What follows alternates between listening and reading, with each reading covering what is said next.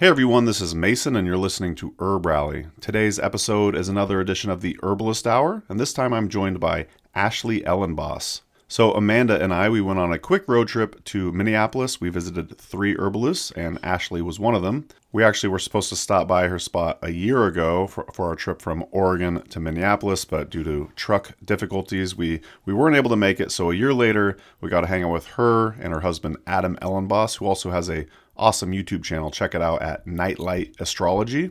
In fact, during the episode, he even makes a special guest appearance for a guest question. So in this conversation with Ashley, we chat about microdosing with psilocybin, how yoga saved her life, and how she now uses it to help others, quote-unquote herbs for weight loss, and a ton more. We also even go on a little garden tour in her backyard. Always more fun to record these interviews in person. I know you're going to love this one. Check out Ashley's work on YouTube at Skyhouse Herbs. In fact, she interviewed me on her channel a couple months back, so I'll leave a link to that interview in the podcast show notes as well. You can also find her at skyhouseherbs.com. But as per usual, all pertinent links will be in the podcast show notes. Also, before we get into the show, I'd love to thank our HerbRally Schoolhouse members. Thank you so much for your support. If you'd like to learn more about what the HerbRally Schoolhouse is, simply go to herbrally.com/schoolhouse, and you can use coupon code podcast at checkout to get your first 30 days for free. In fact, Ashley Elenbaas, today's guest, has a class in there called Flower Power, so be sure to check that out if you are a member.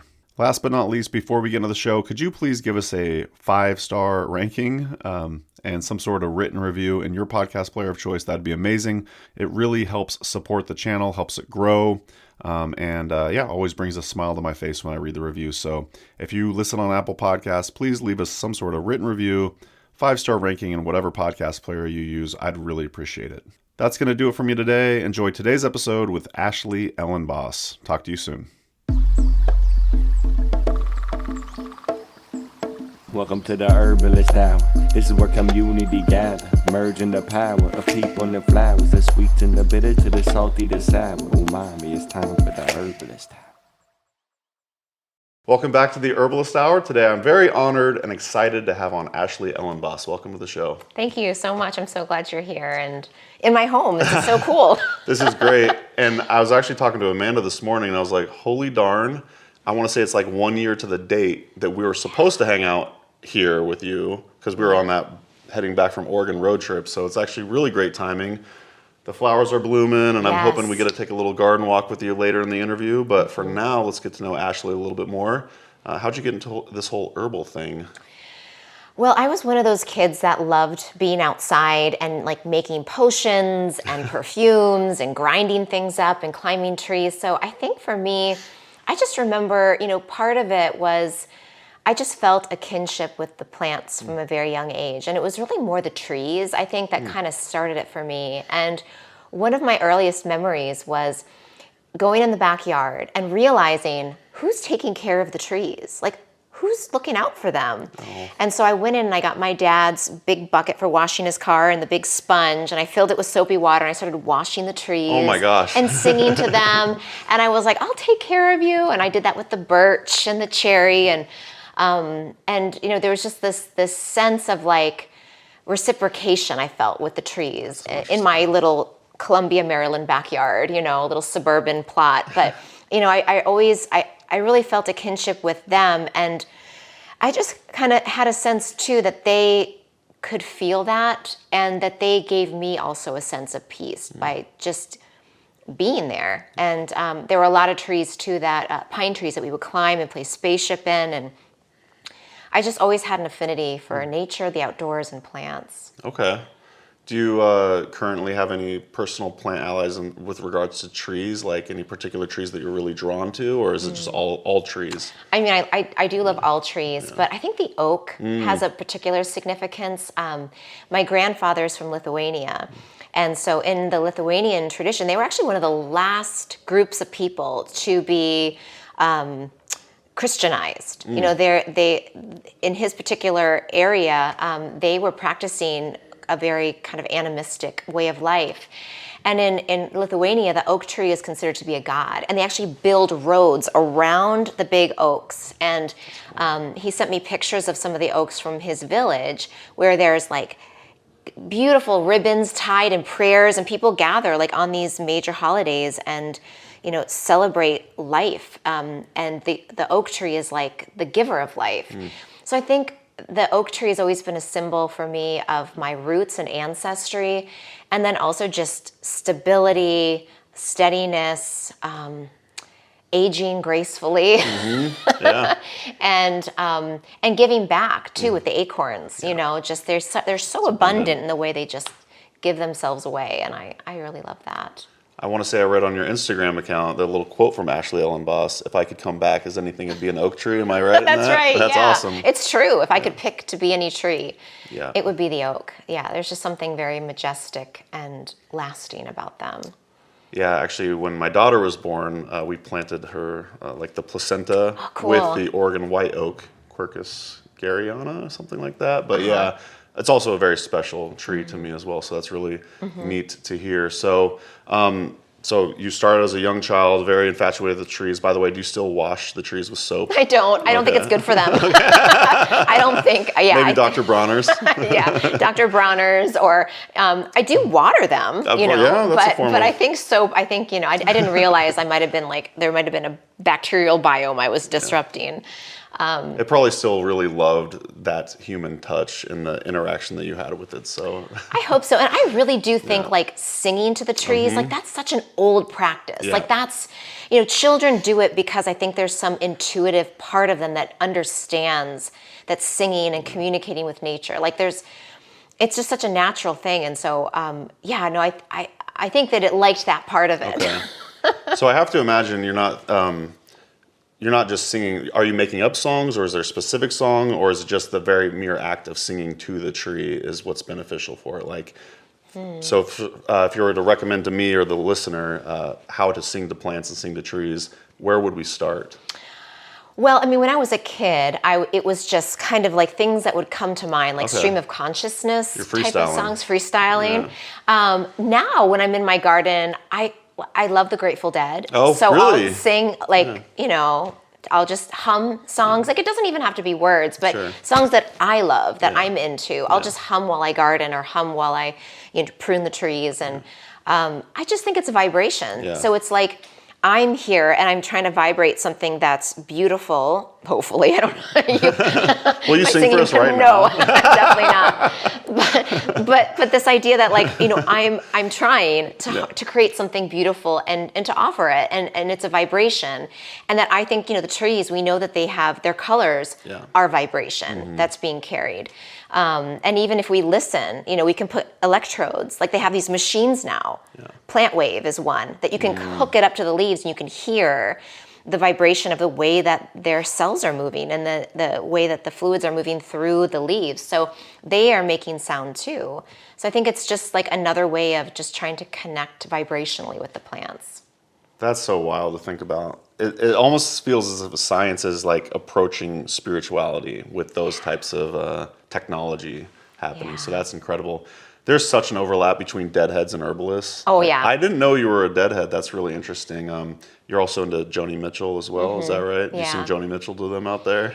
Yes, I do. Yeah. Touch of Green. I mean, there's so many. Yeah. And I have her on vinyl, so I'll listen while I make my herbs to Joni awesome. Mitchell. And definitely there's a lot of deadheads. I mean, I think to me, one of the bridges between my love of plants and then getting into yoga in the herbal world were psychedelics. And that was a way big part of the Grateful Dead scene, which was just people understanding that they wanted to open their mind. Yeah.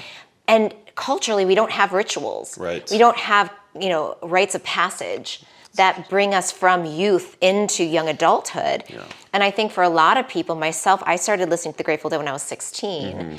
And I got to go to a few shows before Jerry died.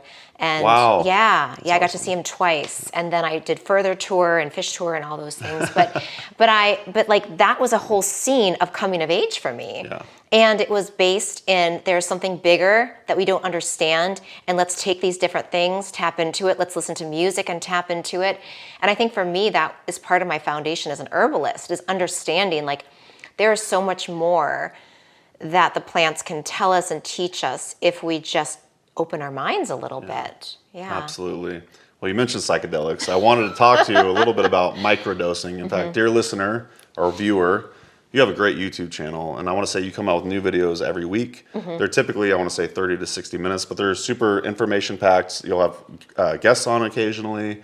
And you did a video in the past few months, I want to say, on your journey with microdosing, not to be confused with macro dosing or heroic doses, which I've definitely partaken in many a time in my lifetime. But I've experimented a little bit with microdosing. I think it'd probably be really good for me to test out. But can you just give a brief overview and maybe entice the listener to go check out your full 30 minutes on the, maybe it might have been a longer video. Yeah. But what's your experience with microdosing with psilocybin? Yeah, I mean, I think, again, there is macro dosing where you get this really full-fledged sensory psychic experience, and not everyone wants to go there, which I get. And some people mentally are so sensitive they can't go there safely. Yeah. So I think microdosing is a nice way for people to enter into that sort of the psychedelic sphere without having to go all the way and without losing contact with the reality that they know and love. Or they at least are more tolerable, can tolerate a little bit more. But what I really love about it is that the science now, all of Paul Stamets' work that's come out, is really showing that small amounts of psilocybin, when done over time, can change our neural pathways. So it can actually help us make connections in the brain that we hadn't made before. Like, for example, with my kids, our nighttime routine of like, how do we get our kids to go to sleep? Because that's like, a challenge for a lot of parents. So when I was microdosing, all of a sudden I was able to more, I think, clearly perceive my children's actual needs. Because we all run these scripts and we get stuck in these patterns of, well, this is what I do and this is how I respond. But just a little bit of psilocybin has you open up your mind so you can say, is this how I want to respond? Oh my gosh, I didn't notice that subtle cue from my daughter. She actually is afraid. She needs a little bit more reassurance. And if I can reassure her, oh look, now she's going to sleep. But if I keep saying, it's time for bed, and I keep doing the same thing, we create the same dynamic. It's a push and pull. And so I think what microdosing does is it gives us an opportunity to see the other in a way where we actually start to empathize and be like, oh, I see you, I see what you need. How can I alter the way that I am to help? And I think in the world today, that's a great gift for us to see other people who are maybe different than us or have different opinions or views of the world, and to say, oh, I see where you're coming from. How can I be more compassionate? Or how can I make space in my mind to see your point of view so that I'm not having such a strong reaction? And, we can sit here and have a nice, enjoyable lunch together, So I think that there's a lot of potential benefit of microdosing for people in general. Yeah. And just to be clear, this is not medical advice, which you also say in your lengthy delve into the psilocybin, and I really appreciated everything you said there. And it's a way to increase empathy for others. And if you do end up doing a macro dose, you'll notice connecting with other people, plants, and animals in a way unlike you've ever experienced before. And I could see how just taking a tiny little bit amount could increase it a little bit. Yeah. And, I thought for a second you were going to say you microdose your kids before they went to bed. No, they get a lot of herbs before bed. Chamomile, exactly. But no. So use it at your own risk. I mean, and another thing I wish I would have known early on, because I want to say I first experimented when I was like 18. And we just were reckless with it. We were like using it as a quote unquote party drug or something like that. And that's not the way to do it. These substances are to be respected because these are super powerful medicines, and don't take it lightly, and seek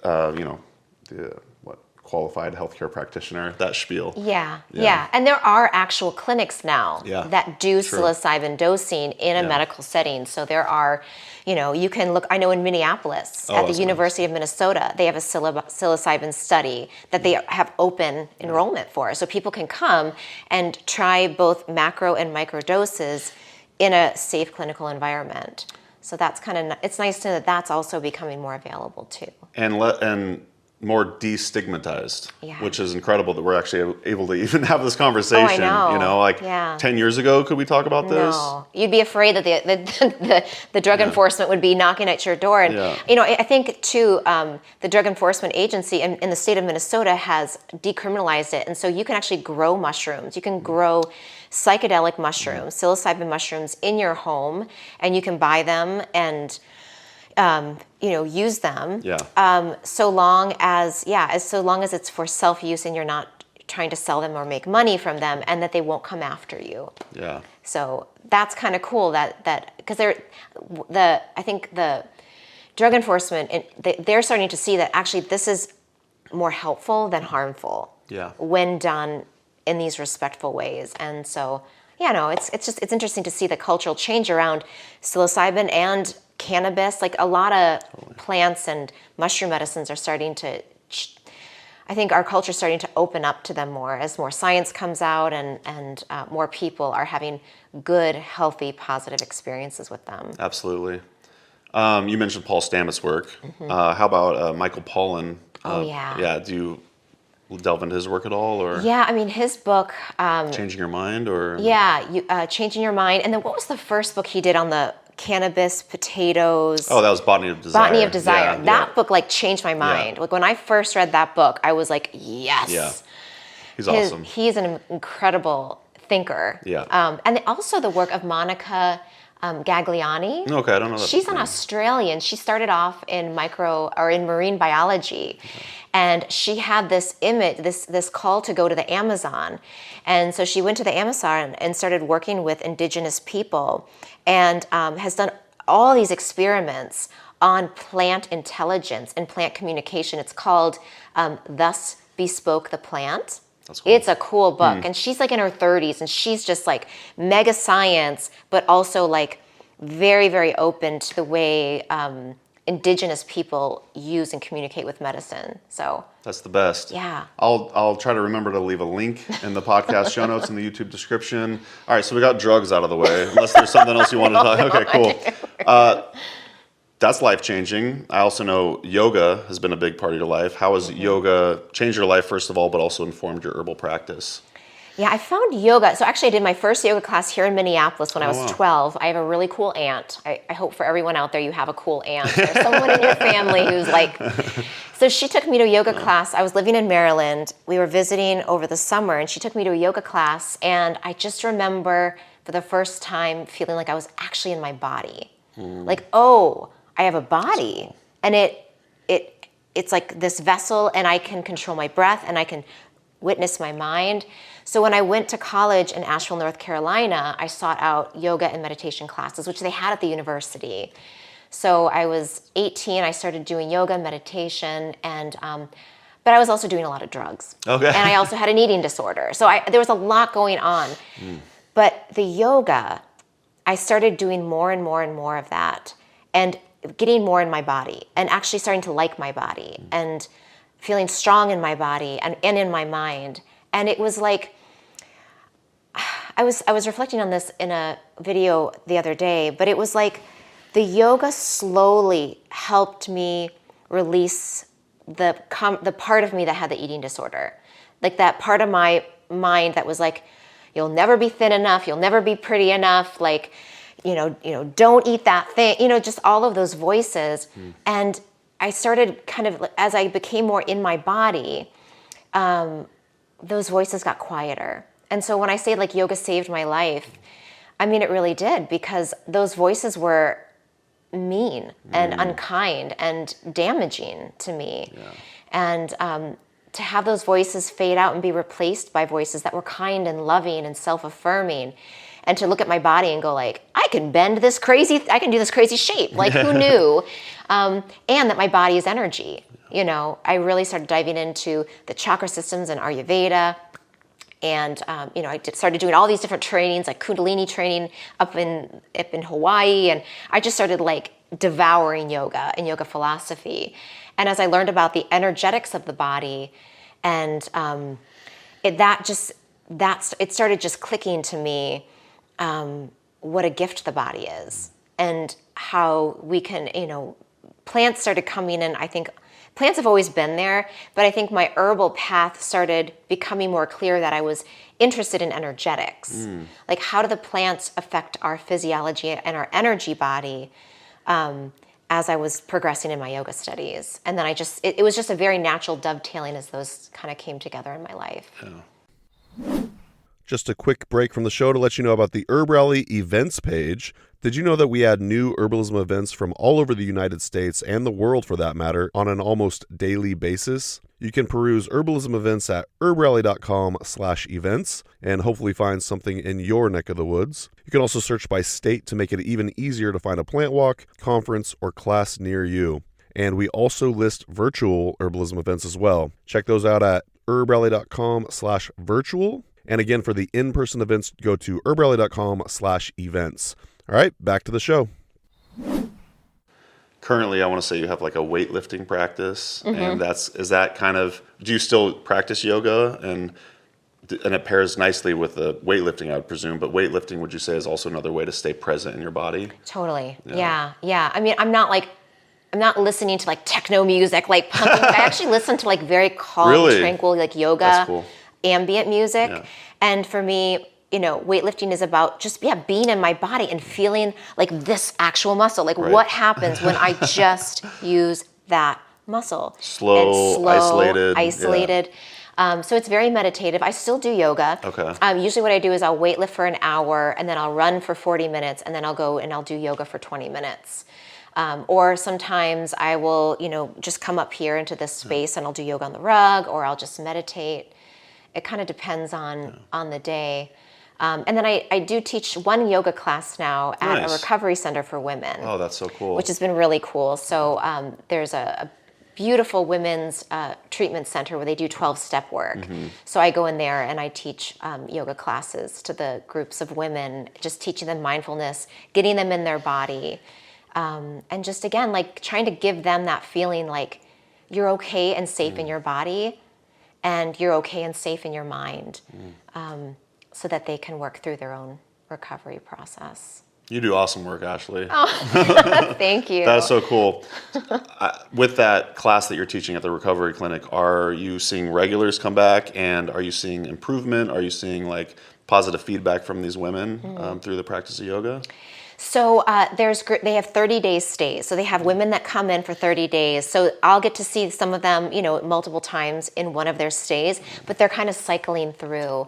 But yeah, I think by the end, usually there's a few women that come up and just, like I have had, people cry and be like, I haven't felt, like I got in touch with the little girl part of me. I haven't seen that little girl in me and felt her in me since I was a child. And it felt so good just to breathe with her, Is it like a play thing for them? Does it feel like play? Is that why they're feeling that inner child, or? Well, no, actually I call them to pay attention to their body and to draw attention to who are you when you're at your best. And then the images will come up for them. So, the yoga that I teach isn't just asana. Like I'm going there. I'm going to all the places where, in my own recovery from growing up in a family with alcoholism and having an eating disorder, like having worked the steps in my own life, like they're there, and I just tell them, like, this is yoga, and it might be hard, but there's no better place or time to do this and to ask these questions and to feel these feelings, and you're safe, it's okay. And then usually after class, I'll take some time to process with them. And some people, it's very simple. It's like, gosh, I didn't know I could stand on one foot. Like, that's so cool. I feel so empowered. I can balance.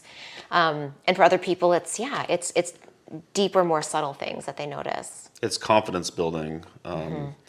Yeah, I was actually in the sauna the other day at the YMCA with the yoga instructor there, and he was talking about how he loves to teach people basic positions, but then they stay in one simple position for a long period of time. And I have to imagine it's less physical strenuous than it is like mental at that point. If you stay in one position for 20 minutes, it's really like building your mental game. I don't know if you want to speak to that at all. Totally. Yeah. No, I think that's really true. And yeah, like, the story is like, I can't do this. Right. Well, who's saying you can't do this? What if, can you do it for one more breath? Yeah. And it's like the same thing with sobriety. Like, can you just not choose it this time? Right. Like just in this moment. But yeah, yoga is so much more mental than I think most people realize, because people can do physical things more easily than they think they can. Yeah, right. So it's getting the mind on board and giving you the spaciousness to just be with yourself. Because like, when do we actually just get to be still and quiet and reflecting of like who you are, how you are? Yeah. And I think that's one of the big things I teach in my classes. My apprenticeship is like, the whole first module is, let's check in with you. How are you doing? Okay. Let's look at all of the facets of who you are as a learner, as an herbalist, as a human. And let's like actually take some time to check in and journal about this.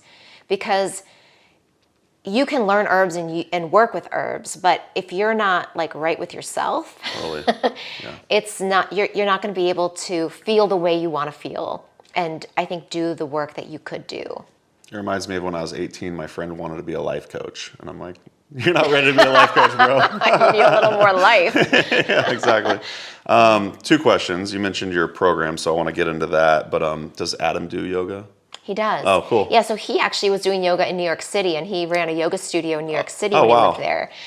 So when we met, he was doing yoga, and so when we formed our business together, Sky House Yoga, he did astrology, I did herbs, and then we both taught yoga together. That's so cool. So yeah, but he doesn't practice yoga. I mean, I think for him, weightlifting is also a meditative practice. For sure. And astrology is meditative, just reflecting on the chart and the stars, and that work too. Can he touch his toes? He can. Okay. It's been a few, I shouldn't answer that, but I'm pretty sure he can still. Respect. So you mentioned your apprenticeship. You want to tell us a little bit about that? Actually, before we get into that, I'm just kind of curious where the name Sky House Herbs comes from. You mentioned it kind of originated with the yoga studio, but yeah, a little bit about the origin of the name, and then tell us about the program that you offer. Sure. Well, so the origin has hippie roots, because when I was, I took a year off of school in between my sophomore and my junior, and I bought a van and I traveled around the country, because I didn't know, I was studying environmental science, and I knew I didn't want to go into that, but I didn't know what. I knew I wanted to go into some sort of medicine. So I took a semester off, me and 3 girlfriends and our dog, bought a van, and we traveled. We visited like all the different schools and hippie towns, and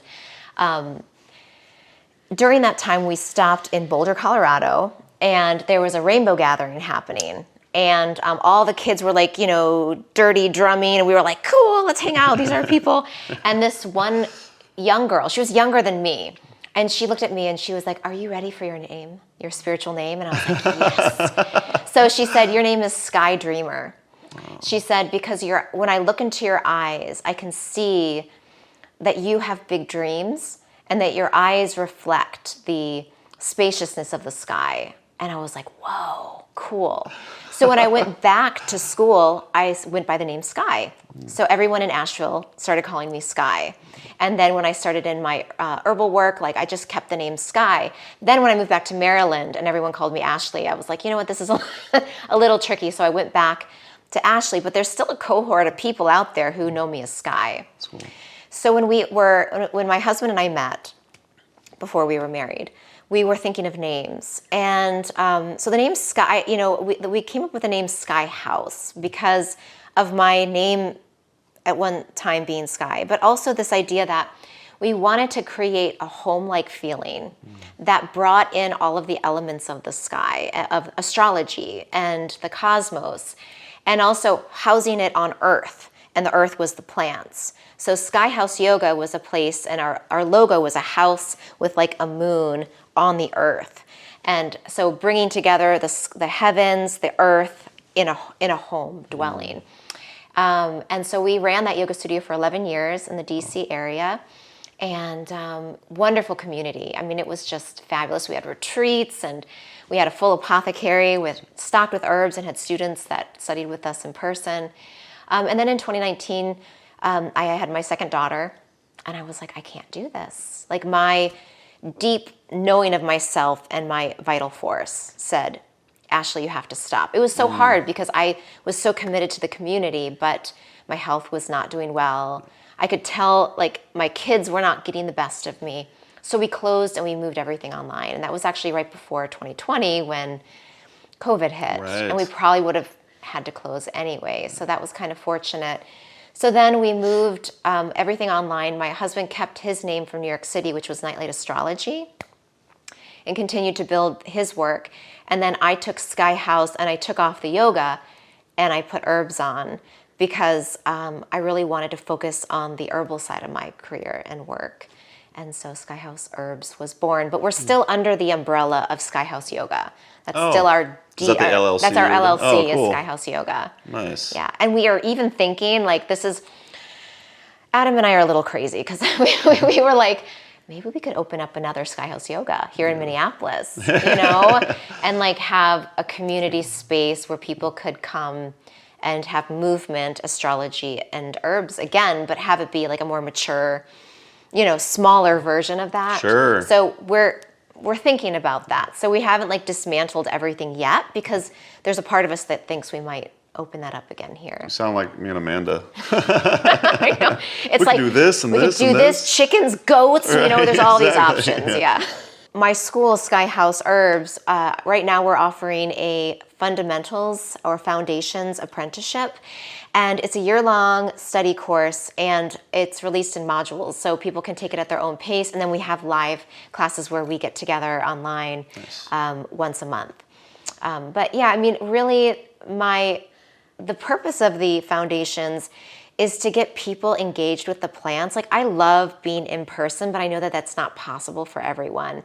So we created a program where people can have the plants at home. I have these things called plant pairings. So every module, they have 2 plants that they get to know, and they learn by comparing and contrasting them. So they do, like, for example, nettles and oat straw. They'll take nettles for a week, they'll take oat straw for a week, and then they'll combine them and just see what happens when I do 2 parts this, 1 part this. And I feel like I think people that love herbs love the alchemy and love the Hogwarts part of it. So I really wanted to create it in a way that they could start engaging and interacting with the herbs like from day one. Yeah. So that we have that, it's like that kind of format throughout the whole course, and they learn about how to grow herbs, herbal energetics, a little bit of botany, phytochemistry, plant spirit medicine. There's a whole module on spirits of the plants and how to connect with them. A little bit about a lot about doctrine of signatures. Sure, yeah. And like, looking for symbols and patterns in the plants, how that relates to astrology. And then, and then a portion on herbal business. Like, what do you do? What do you do when you learn about herbs? Like, how do you make this into something that's uniquely yours that you can then offer to others and be reciprocated with in the form of money? Yeah, sure. Or, livelihood. Livelihood, because that's an important part of this work. Absolutely. How are the students receiving the herbs? Are you mailing them out, or you tell them to order it from somewhere? Or? Yeah, so right now we're partnering with Strobe Apothecary, which are some friends of mine in Maryland. Nice. And so they have created bundles. So That's for cool. every module, there's a bundle that they can order. So that way they can order either all 12 bundles together or just one at a time. Because I know sometimes it's a big investment to order them all. And then I also give them other places like our favorite, Oshala Farms, big shout out, beautiful plants. Zach Woods, Herb Farm, Mountain Rose, and I give them a lot of different options as well. Very cool. So if we're in the DC area, should we try to visit Strobe? Yeah. Oh, sweet. I've never even heard of them. That's awesome. Yeah, they're a crystal herb shop. Oh, love it. That's awesome. So Adam's come up a couple times. You mentioned so Adam, for the listener, has an awesome YouTube channel as well. It's a Nightlight Astrology. I want to say it's at Adam Elenbaas, maybe. Yeah. So we'll leave links to that. Actually, we'll get a guest question from Adam later in the show as well. So that'll be a lot of fun. Awesome. Well, we talked about the origin of Sky House Herbs. Maybe we could take a tour of your garden and check out some of the plants growing in your yard. Sure. That sounds good. All right, sweet. Thank you for that tour. Beautiful. Thank you. Yeah, that was a lot of fun. This might be a good time to bring in a guest, your husband, Adam Elenbaas. Adam, why don't you ask Ashley a super secret special question? A super secret? Yeah, that's good. Yeah, I don't know. Well, my question is, I want to know what herb you think that I embody? If you had to pick an herb that matches with me and then with each of our girls, Summer and Gigi, like what herbs Oh, interesting. embody our personalities? Okay, well, you're a very mercurial person to me. Like, you change, you morph. We were just talking about cutting your hair. So I feel like the herb would have to be something that goes through lots of different phases and cycles. Okay.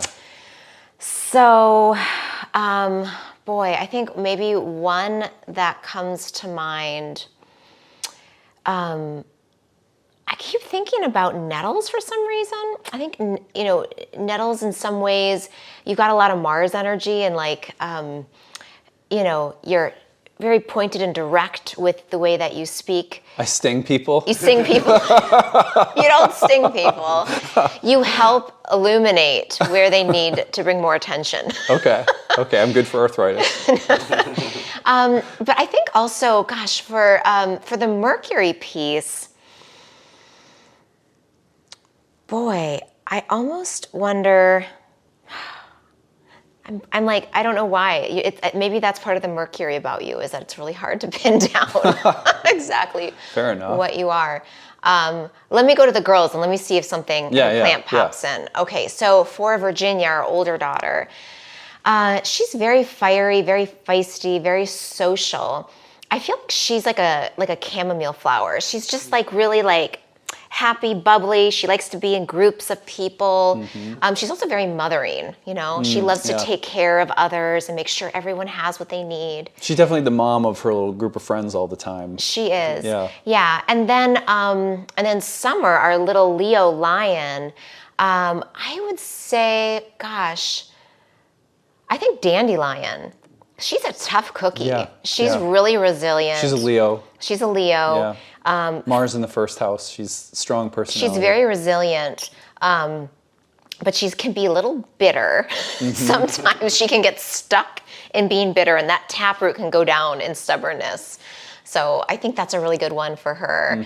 And I was thinking back to you and the mercurial herb. I was thinking maybe lady's mantle. Huh.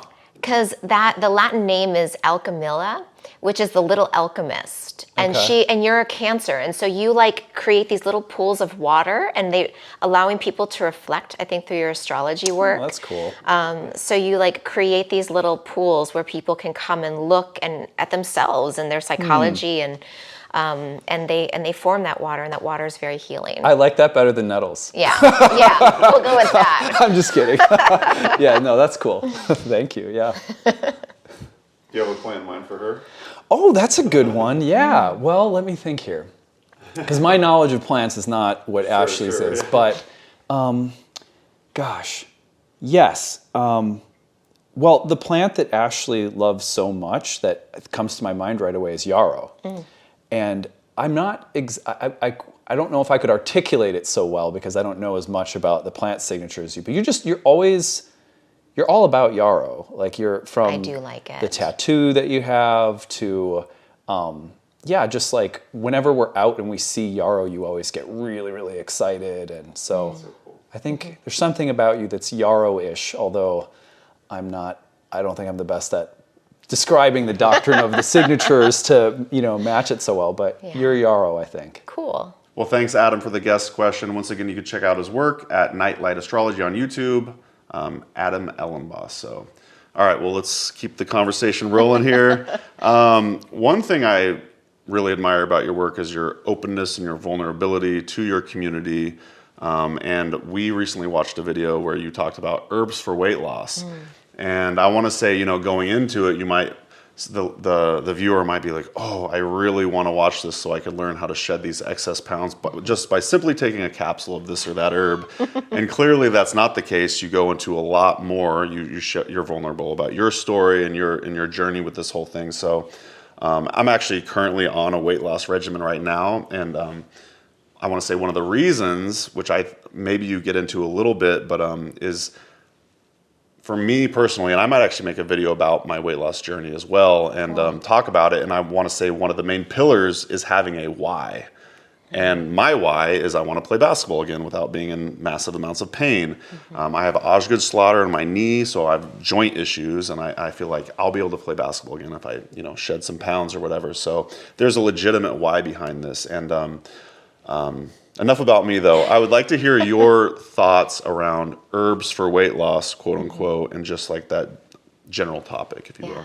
I love that you said the why, because I think that is that's at the heart of it. Yeah. And it's like any change that we want to make, if we don't know why we're doing it, if it just seems like a good idea, like the chances of us actually going through with it are very low. And yeah, I did totally use that like title as trying to hook people in. Totally. Because most people think, oh, well, an herbalist would give me this capsule. Right. And that's not at all the way it works. And, I think kind of like when I was talking about yoga and falling in love with your body, I mean, so much of weight loss and the conversation we have is about like what we don't like about ourselves or what we're missing. And there's so little talk about health gain. And I want to flip the narrative a little bit because, we can be healthy in so many different shapes and sizes of bodies. Yeah. So it's not about losing weight and being obsessed with this number. Yeah. And actually, it's funny because since I've been lifting weights, I've gained weight. Yeah. And like that Muscle was hard weighs for more me. Than fat. Yeah. And it was a struggle. It's like, well, no. Right. Don't get caught in that. Yeah. That it's not about the number. It's about gaining health and what is it that you want. And I want to be strong. So I'm lifting weights because I want to be able to continue to lift my kids. Right. I'm only 5'2". I'm very short and petite, but I want to be a strong, petite woman. Yeah. I want to be able to carry the big bags of compost down that huge hill to the garden. And so I think, in the video, what I was trying to do was kind of reframe, what is a healthy way for us to think about our bodies, and also the idea of weight as being something that connects us to the earth. Like we need weight. We need to be weighty. Amanda resonated with that part. She really liked when you overheard that, Yeah, because then we start to think about the gift of being in the body and the gift of having this weightiness that grounds us. And then I talk about herbs that can be health building. And for me, I'm a vitalist. That's the tradition that I follow as an herbalist. And so for me, it's like, what mental things, what physical things, like foods can we take away so that the vital force can do the work that it's meant to do and help us to feel the way we want to feel. Because most of us, it's not about a number, it's about wanting to feel good, playing basketball, running around with our kids. And so if we can focus on that and take away the things that dampen that, we'll be so much more served, and herbs can do that. Herbs can help, like nettles and oat straw and some of our mushrooms. They can help build the vital force, but it's not because something's bad or wrong with us, and I think that's the part that I feel really passionate about. I love it. So for the full spiel, check out the video. I loved it. We loved it. It was awesome. We'll leave a link to that. Yeah, absolutely. On the podcast show notes. That was another like around 30-ish minutes or so, and it's just so. Sometimes I try to keep them like 20, 25, but sometimes when I get really revved up, they go longer. Do you going into these videos? Do you like just have a notepad with like bullet points, and you kind of like I for sure want to cover these topics? Do you script it? I do. Yeah, I do better. I've always done that. So, I'll first come up with a title, like. I'll like get herbs for weight loss. Yeah, I'll get or like a topic. I'll get like a topic or a title, and then I'll start to think through the bullet points and the things and what I want to cover, and then I always start with a prayer. So I light a candle before I record every video. That's great. And I just say, God, help me to say the things that will be helpful. Help me to get out of my own way. And, please let these be words that serve. And then I have a mantra that I repeat 3 times.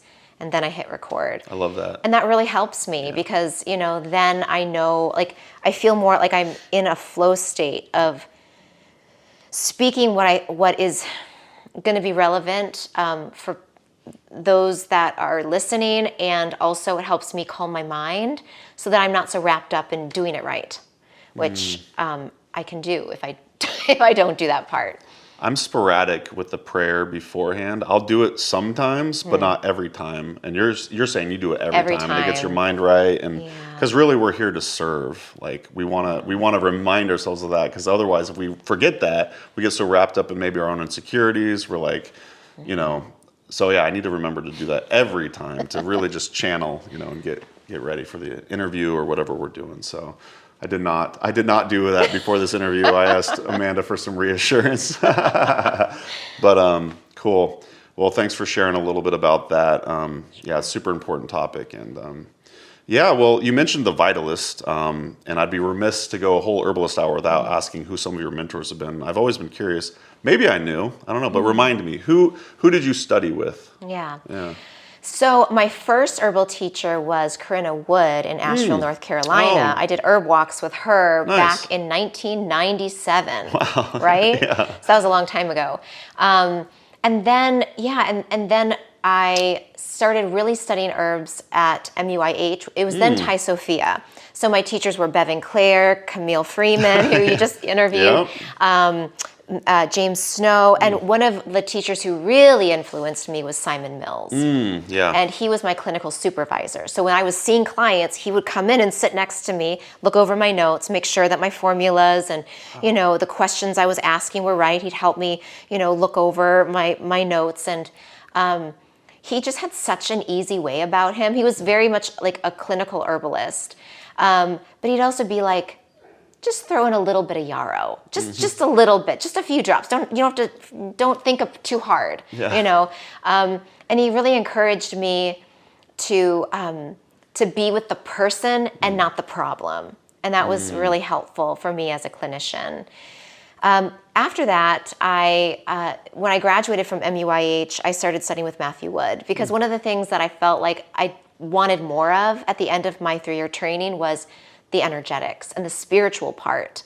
So I found Matthew's book, The Book of Herbal Wisdom, and read it voraciously. And then I just looked, where is this guy? Where do I find him? And so I started, he was teaching on the East Coast. And so anytime he would be at Kat Mayer's school, I would go and just sit at his feet. And Teresa Boardwine's school, Green Comfort, I went there maybe 5 or 6 times. And sat at his feet in the yurt with Amanda Dilday and a lot of other people who Amanda. are, yeah. So just, you know, a great community around Matthew Wood. So, you know, he's probably, I would say, my most influential teacher to date, because he's also into astrology, which is nice. So I feel like the way he sees the plants, the way that he brings vitalism in, I like the drop doses he uses. I sometimes use drop doses. I sometimes use more like therapeutic range. But the way he approaches single plant remedies really resonates with me.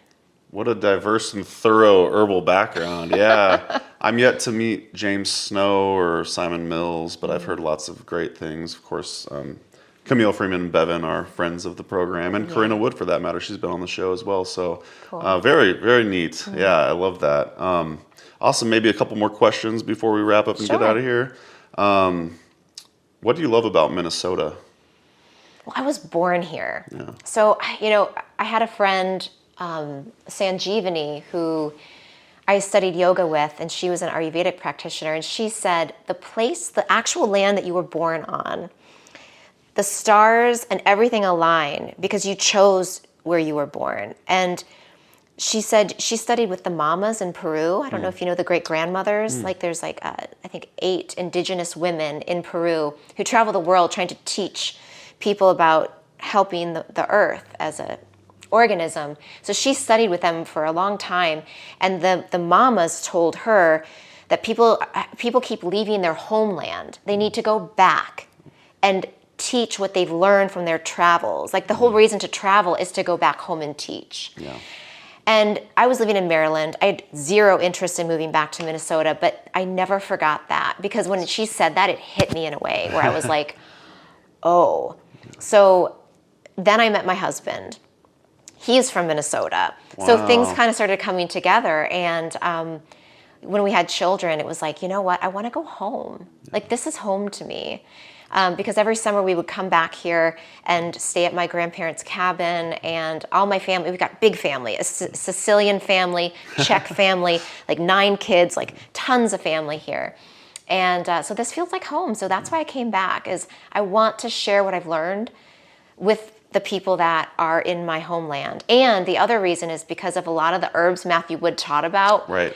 Are from the Midwest. And I'd be like, sweet leaf, Monarda fistulosa, like, what is that? Yeah. Or blue vervain. They didn't grow in Maryland. So as soon as I started seeing them here, like, I was like, these are my medicines. Cool.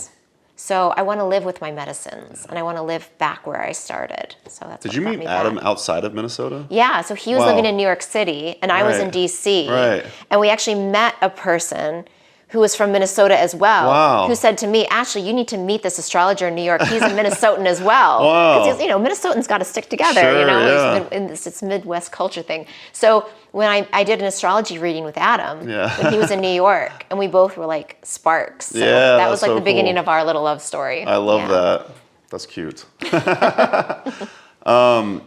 What advice would you give to someone who is like a budding herbalist? They're getting into it. They've got that spark, but they're wanting to make it their livelihood. What advice would you give to that person to make herbalism their business, if you will? I guess I would say start small, because I think it's a very overwhelming field. There's so many different places and directions you can go, but like start with what you love. Like, what do you love about the plants? Is it gardening? Is it people and doing the matchmaking thing? Do you love making medicines? So just start with like the thing that really sparks you the most, and then trust that in time you'll pick up all the other pieces.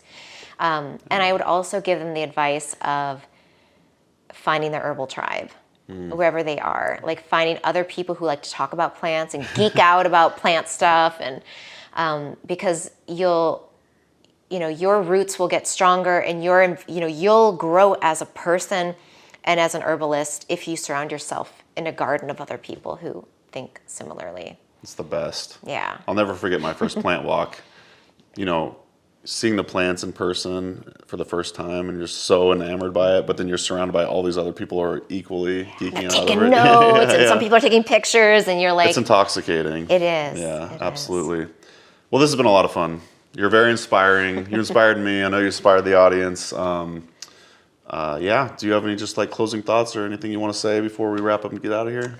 Well, when I had you on my show, you asked me a question, even though I was interviewing you. So Oh, yeah. I want to close with a question for you. No, it'll be easy. Yeah. Tell me about a book that has really inspired you in your work as an herbalist and as an herbal. Like I feel like you're like an herbal connector. Yeah. Oh man. Well, it's funny you say it, a book that inspired me, and I'm like, for what does it have to be in the herbal realm? No, it can be anything. Because we collect books. We get sent books all the time now that we have a podcast, and I'm like, I need to make more time to read these things. But the first book that came to mind when you said book that inspired you, and I've said this on the show before, and I'll say it again. I loved this book. It's by an author named Manly P. Hall. It was when I first started really getting into like religion and spirituality and stuff like that.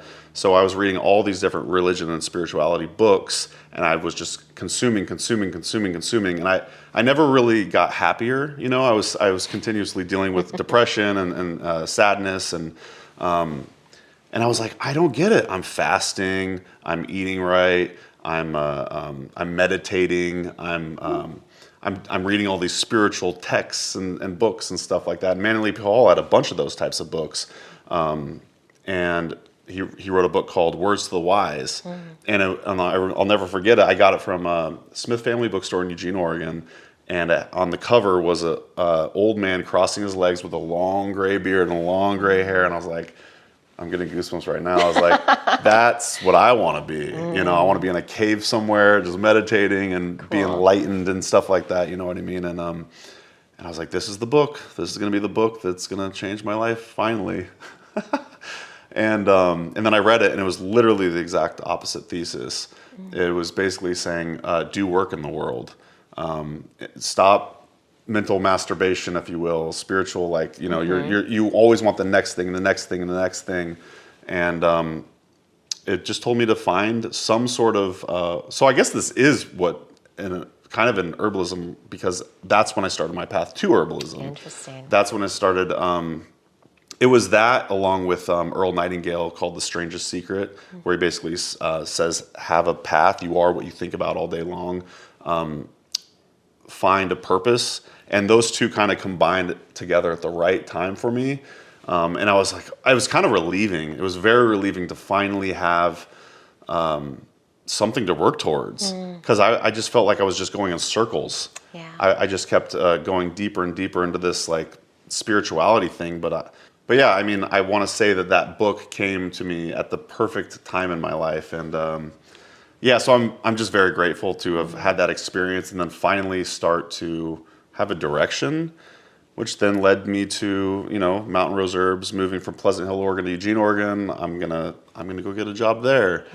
Boom, you know, then I had this idea for HerbRally. Boom, I'm gonna do that. I just started feeling useful in the world. And as that was happening, my confidence level was growing, and I became happier and happier. And I attribute that to actually having a mission, as opposed to being so insular. Yeah. It was not healthy for me. So yeah, it was just, now I'm obsessed with just doing more and more and more work, but I'm like maybe the opposite of the other end of the pendulum swing or whatever. So I do feel like I'm kind of, okay, I could let up a little bit and just like stay present, be in the moment, and enjoy the fruits of my labor. But yeah, it's a never-ending journey. Yeah. But I'm just thankful to finally have found work that's important to me and hopefully important to the world. So in a roundabout way, that's my favorite herbal book. I love it. Yeah. And you are such a gift. I mean, Thank the you. work that you and Amanda do to just bring people's voices into the public so that people can hear about the work that herbalists are doing, because it's not, you know, we're not on the news, you know, we're not Right. showing up like, you know, in terms of like professional options at the top of Google searches. So it's really cool. Yeah. I'm grateful for that book, because it's kind of like for yoga with me, it got you in your body. It got you back 100%. in your body with a direction. Yeah. And yeah, that's such a gift to get that hit from wherever it comes from. So thank you. Thank you. I'm glad I asked that question. That was cool. You turned the tables on me. I love that. What was the question I asked you? I can't remember. You asked me what my favorite herb was at the moment, I think. Oh yeah, that might be it. Yeah. Yeah. What herb were you vibing with? All right, cool. Yeah. Awesome. This has been so much fun. Absolutely. Thank you so much. Thank you. Yep. Herbalist Hour. That's going to do it. Thanks to Amanda for shooting the video and editing. And thanks to y'all for tuning in as always. We'll see you in the very next episode. And that's going to do it for today's episode. Thanks so much for listening to the HerbRally podcast. If you'd like to hear more from us here at HerbRally, we now have a text message community, believe it or not. Basically, it's just updates from us. We send about 1 to 7 texts per week, notifying you about new events, videos, courses, podcasts. You get the idea. It's pretty much like our email newsletter, just in text form. So if you'd like to receive text messages from HerbRally, just text JOIN, that's JOIN, to the number 541-256-2895. Again, that's JOIN to number 541-256-2895. And to stop receiving texts, that's easy too. Just text STOP to the same number. It'll opt you out immediately. Okay, thanks again for listening. Have a great rest of your day.